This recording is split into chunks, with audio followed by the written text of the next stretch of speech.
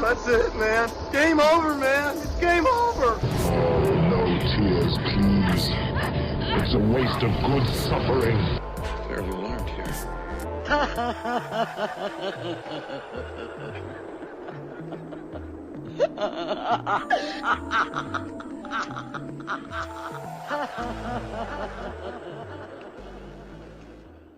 Welcome to Masters of the Nerdiverse presents Random Select, also known as MOTN Random Select, where we randomly choose 8 films and pit them against each other in Mortal Kombat. Hashtag listen to our Mortal Kombat MOTN reviews. It is a fatality and also flawless in its victory. I am, of course, your Midian Gateway dweller, known as Mike G, and I'm happy to bring back to the show Winter Trash Monk III. Hold on, give me a nickname. Okay, Winter the Scandinavian Scandal. No, I don't like it. Yeah, I'm Trash Monk III. Trash Monk. Aye. I'm coming at you. I'm only a man, dog. Yeah, but be a better one. Okay, I'm going to try better with Brian. Okay, also with us on this MOTN Random Select is Brian, the Massacre Madman. Brian. Oh, what up? It's Halloween, baby. How's it going? What are we up to? We're what, 10 days in? Yeah, man. I'm already doing the spooks, dog. Yeah, you been in any cornfields, any mazes, any haunted houses quite yet? Fun fact, where I'm from, well, in a town near where I'm from, you can see a horse go into a bar. A person on a horse go into a bar. Dude. Have a drink. Not to get too derailed, but did you see that video of the elk just busting through like that beauty parlor? No, I did not. People were just in a beauty parlor getting their hair done, and off vert, like an elk just busted through like the window, the front window of the beauty supply, and just ran to the back, and everybody's like, what the hell? Yeah, man, they'll kill you. Elk was totally fine. He needs that Brill cream. The elk needed to comb over now. But if you're listening to this episode, you know that this is a horror movie themed Masters of the Nerdiverse presents Random Selects. So we randomly chosen 8 horror films to pit against each other, ranging in genre, because there's genres within genres, ladies and gentlemen, in decade, in theme. This is all over the place, and I'm really excited to get these movies against each other and have them pit it out and fight it out.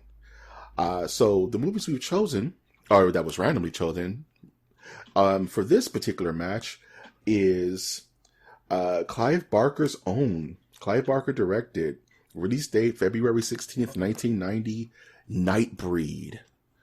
And what's the other movie, Brian?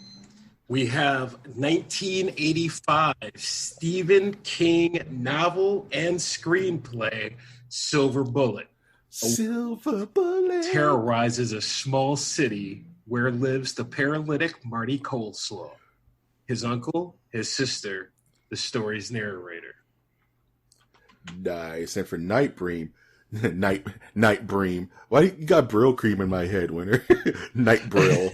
Night Brill cream. Night Brill cream. For when you're sleeping but need to look dapper. You're dapper in your dreams. I didn't know why I said it. Freddy can't attack you if you're dapper in your dreams.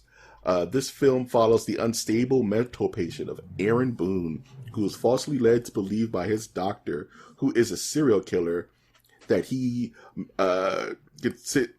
This I can't even finish reading this, dude. It's so out of control. He finds a cemetery in it's called Midian, and there's a tribe of monsters. They're called the Nightbreed. And I mean, that about opens that, because I mean, Nightbreed is just a bat full of crazy. I love it. I love every second of it. As I like to do, as we like to do. Brian, what was your experience with Nightbreed? Saw Nightbreed back a long time ago. It was too small to even remember. I only remembered very few clips and scenes from it. How about you, Winter? Yeah, I watched it a couple weeks ago on I can't remember what the streaming site was, Tubi or something like that. Yeah, and I had to watch it over again in certain spots because I was playing a video game while playing it, and it was like it started off as a serial killer movie, and then after I was done playing one ARAM of League of Legends, it was like a whole other movie. And I'm like, oh, okay. It flips and then on I you. play another game, and then there's like townsfolk killing monsters. I'm like, okay, It super flips on you. That deserves my time. So Yes, I watched it over again. Absolutely. For me, I've only recently seen this in the last like year or so, because it was one of those where I was really big into Hellraiser, Clive Barker, all that stuff. But this is one of those movies where when you were a kid and you would go to the movie store and you would see the box art. You're like, what the hell is that? This is one normal dude around like these monsters and freaks and geeks. And we just never picked it up. It's just one of those movies that was never in the house. So when I finally watched it like a year or so ago, I watched one of the many different cuts of this film, because this film has like 5 or 6 different edits and director's edits in the Midian cut. It's all over the place in regards to what's shown, what isn't shown, endings, all that crazy stuff. Well, this is what I want to say about this movie is this movie made by anyone else is not good. It is not good. You know what I mean? That being said, Clive, I want to say Barker. Yeah. All right, Clive Barker. He's such a master that he turned this into something that you're like, I'm thoroughly freaking entertained. The story's good. What the hell am I watching and why am I enjoying it? I think it was something like 2 hours too. Yeah. So it wasn't exactly a short movie. But it starts slow, but it picks up and you get in there, man. And I mean, just a master. Yeah, like Winter was saying, it's 2 different movies. It really reminds me of like, I see a lot of From Dusk Till Dawn in this movie, where you're given this film about a serial killer, about, fun fact, the serial killer in this movie is David Cronenberg, the director of The Fly, and History, and what is it, and Slivers. I don't know why I can't think of any more Cronenberg films, but this movie starts as a slasher film, a very effective slasher film, and then it just makes a hard left into straight horror fantasy. This is almost like an adult fantasy movie with whimsy and ghouls, and it takes a hard left turn, and it never lets its foot off the brake all the way to the end of the movie, which I really appreciate about it. Yeah, I mean, Clive Barker wrote the book that this was inspired from, called The Cabal, I believe. The Cabal cut is one of the actual another cut of the movie. But the book itself is called Cabal, or The Cabal, I believe. It's not titled Nightbreed. Nah. But it's interesting. Like, it definitely, if we were looking for evidence to show that authors should be able to control like what their movies are going to look like, the movies based on their work should look like, I would say Nightbreed is a good example of what happens when, well, you have the first cut, which is the producers meddling into the work, and then you have the Cabal cut, which is Clive Barker getting what he wanted out of the his movie. So you have examples there of letting the artist work with the art that he has made, and then you have the producers going in like, you wrote the book, you directed the movie, but we know what we want to do. Exactly. And I think I'll close off this particular section with, not many writers are such a one-man band as Clive Barker is. Yes. Like, he directed Hellraiser too, you know what I mean? Which is like, to me, is almost a perfect film for what it needs to do. And Clive Barker, picked the shots, did the screenplay, wrote the original idea. And he's always been stifled by Hollywood. He's always had a love-hate relationship with Hollywood. But I think that Nightbreed is one of his better outings, simply because his original vision for it is almost just as perfect as Hellraiser. But unfortunately, with studio meddling, like Winter said, the version that most people saw wasn't his true vision. Now, Brian, what's your experience with Stephen King's Silver Bullet? Also, movie that I saw when I was younger, but that being said, I'm a Stephen King fan, and I had dabbled in the book when I was younger, but the book is really, really big. So I don't believe I finished it, but it is possible. I do remember the cover. It was such a cool cover. But I love vampires. I love werewolves. This is my jam. And yeah, so I was happy that this popped up. Absolutely. What about you, Winter? Sorry, I had to mute myself for a minute. I'm joking. Anyways, I'm dying on the podcast. I gotta be honest, folks. All right, here we go. I like a lot of Stephen King stuff. Yeah? But this movie was not catered towards me. Okay. I have a big 600-pound gorilla reason, probably why, but I'll let you say it. No. You say it, and then I'll figure out. Was it partly because the man of the cloth ended up being the horrifying murdering monster? No, I'm fine with that. We need more men of the cloth in movies, in my personal opinion. I would agree with that as well. I don't every single one I think of, I'm like, yeah, pretty damn good movie, man. Right, pretty damn good movie. Exorcist, the Tom Hanks one, you know. Yeah. What about the Ethan Hawke one that came out recently? Oh yeah, not a horror movie, but it's first reform. Yeah, that was a big one. But yeah, it's just a rich history to pull from. Right. I could see like an entire vampire series that gets really deep into, like, if they continued the Priest movie franchise. If you know, Priest. Yeah, I know Priest with Paul Bettany. Yeah, absolutely. Yeah. If they kept doing that, I could see myself going, "Why am I watching Priest 12?" You're just in. Yeah, but back to Silver Bullet. I mean, it was tough for me to get into. I'm willing to give it another shot in the future, but I don't quite know what it was. One thing is I'm not a fan of werewolves. For it to be okay. Yeah. Well, when you say not a fan of werewolves, it's going to be Halloween, and I'm going to have to ask the question, like, what do you mean you're not a werewolf? Like, I'm not afraid of a werewolf? Do you know a werewolf? Like, has a werewolf personally offended you? Like, what happened? It's just, I have not seen, the only werewolf movie that I liked was American Werewolf in London. Oh, fantastic. Yeah. It's hard not to like that movie, right. man. And it wasn't really about the werewolf part that I enjoyed. It was all the added stuff around it, like his dead friend coming back and all that. Yeah, Griffin Dunn, man. Yeah. And it's like the werewolf movie with Benicio del Toro. I think someone was commenting that I was listening to that. It looked like Benicio did not want to be on set.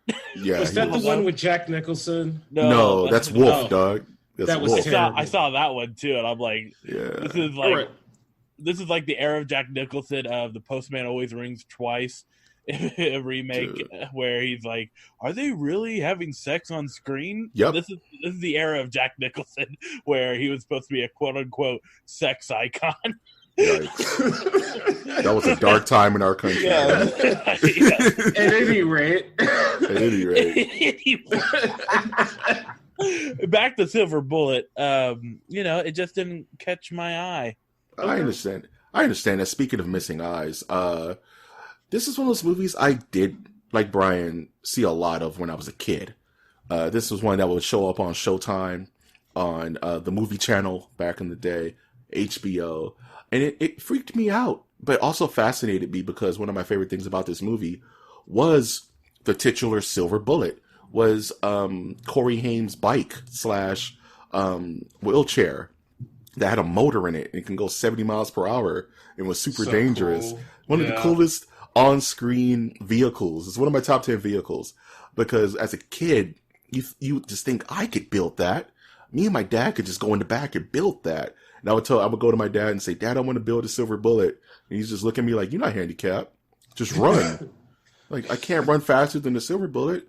He's like, well, you can ride your bike. And I was like, I don't want to ride a bike. And then my dad just told me to go sit down somewhere. But nevertheless, this movie kind of freaked me out just the way the werewolf is shot, even though some shots are really campy. But as a kid, I was afraid of werewolves, which kind of went all the way back to Michael Jackson's Thriller, and which was some of the scariest Michael Jackson werewolf makeup of all time by Rick Baker. And I've always had it, like, werewolves always got under my skin a little bit. There's something about it. Right. But I've always had a soft spot for Silver Bullet. It's like my top 10, I would say, revs, that revs my engine, movies that rev my engine. But it's not top 5. It's not one of my top 5 Stephen King films. Still, I love it. I will never turn, when it's on, I watch it. But overall, it's just really cool. And I like how they deal with certain topics, especially with the werewolf himself and how he kind of regrets being a werewolf. He has nightmares. There's a nightmare sequence in this movie that's really cool, where the whole church turns into werewolves. It's absolutely one of my favorite scenes in the Stephen King adaptation. I like that. Yeah, so those are my thoughts about it. So now we got to get to the point where we take off the kid gloves and we pit these two movies against each other. Let me just say that the Stephen King bit, it's better than the Langoliers movie. That's all. Love the Langoliers. It was better. It's better than it's not one of the worst Stephen King. But it's no Graveyard Shift though. Or the one with Jimmy Smits? Or the Night Flyer. Knockers. Tommy Knockers, dog. Or the Night Flyer, dog. You guys need to watch. We need to review the Night Flyer. I'm in. Yeah, Night Flyer's awesome with Miguel Ferreira, dog. Or the one he recently did with John Cusack. Or for that matter, Gerald's Game is an amazing Stephen King adaptation. Yeah. Anywho, these two films got to fight in a deadly kumite. Nightbreed versus Silver Bullet. Brian, who you got, man? Dude, this for me is a little tough. I'm kind of sad that these two movies are going up because Nightbreed I genuinely turned out to like as a movie when also the makeup freaking fantastic. Top notch, amazing makeup in this movie. God, you just miss the old days sometimes. Yep. At any rate, I myself Halloween, I'm going Silver Bullet. I'm a sucker for this movie. The priest torture gets me, and for the love of God, I forgot there was a time when Gary Busey was not batshit crazy. Yeah, he keeps it together very well in this movie. I was so happy to see him on screen. It was such a joy. I enjoyed it. I was smiling. So, Silver Bullet. All right, I'll go next. I just got to harken on a lot of what Brian was saying. Nightbreed, very well done. Nightbreed, great villain in great mask, by the way, for David Cronenberg's serial killer.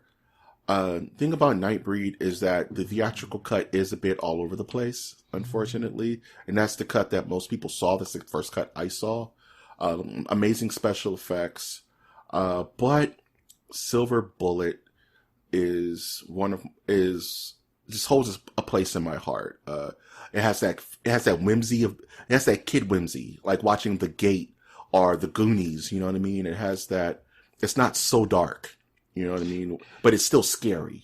And it's a quality werewolf movie compared to how far we've come when you look at things like Underworld, and it's grounded. It's dude. We had a American renaissance Werewolf in London. Yeah, we're gonna get.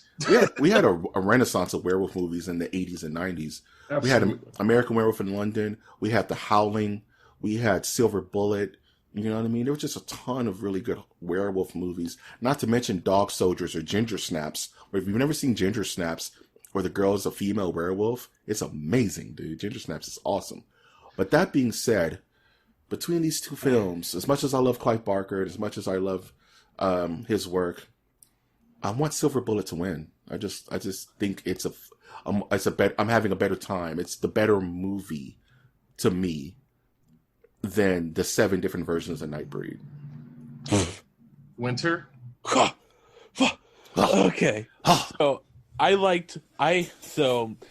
think we need to go. I'm going to say Nightbreed is my choice. Okay. Fair enough. Yeah. Because I think we can't really like review the movie based on the theatrical cut due to Clive-Barker didn't get to have his way sort of thing. It's tough, man. Yeah. And Tough cuts, man. Hashtag hard cuts, though. Yeah. But it's Nightbreed is a type of movie that I will definitely watch again. There's stuff that you'll miss. I like looking at the special, like the makeup, the costume and makeup. It's fascinating. And I like movies that are like deep lore and like there's like weird. Oh yeah. Yeah. There's like a whole universe, man. A whole universe that you're introduced to, and thankfully there's no like a Nightbreed 2 that I know of. I kind of feel bad there isn't. There's books and there is Intermediate and there's tons of books and literature that Clive has elaborated on with Nightbreed. Right. And now that you mention it, I think the biggest disappointment with Nightbreed is that it didn't expand. It didn't flourish on the silver screen. It was actually... we're getting the TV show. Fingers crossed, Yeah. I hadn't heard about that. Yeah, they're supposedly coming up with a TV show, but Nightbreed is one of those things, like you said, where it's so macro in its ambition. Right. And it's this huge, sprawling universe. And it just sometimes, even the ending of the film just feels a little all over the place. You know what I mean? I think the Cabal cut kind of fixes some of that. Yeah. But again, there is like a whole. It is true. There is a lot going on at the end. I feel like maybe if it was okay at the time, the movie could have gone another 30 or 40 minutes. To be honest with you, the Cabal cut's pretty long, man. Yeah. But it's again, I think it will flourish well as a TV show than just a film. Yeah, but I still like it, man. I definitely feel that, and just to piggyback off that, and kind of come to a little bit of a close. I think there's something to be said about a simple story. Mm-hmm. There's something to be said about a beginning, middle, and end. And I think where Nightbreed kind of fumbles that a little bit in its execution, Silver Bullet has a beginning, middle, and end for our characters. Evil is thwarted. That bike rules, and we kind of come to a happy conclusion. It's not necessarily as deep or as thoughtful as Nightbreed or Midian or any of the creatures within, but it does give you a concise story that you can, set a watch to. And that's why it gets my vote. It's fun. It's fun. And this is nitpicking molecule levels of issues. Like, I love Nightbreed. Nightbreed is awesome. But if you were to ask me what do I feel is the better film, I think it's Silver Bullet. What do you guys think? What do you think? When this episode drops on our Twitter, which is @mnerdiverse, I'm going to take it to the Nerdiverse, and you're going to decide which is the better film, Nightbreed or Silver Bullet. So please follow us on Twitter, which is @mnerdiverse once again, and join in on the poll so we can get an idea of what the Nerdiverse thinks and tell us if we're wrong or right, and yell at us and scream and get all evangelistic and angry. I want to see anger, guys. The purest Halloween fury. Isn't that right, Brian? Correct. It's Halloween. You better enjoy it.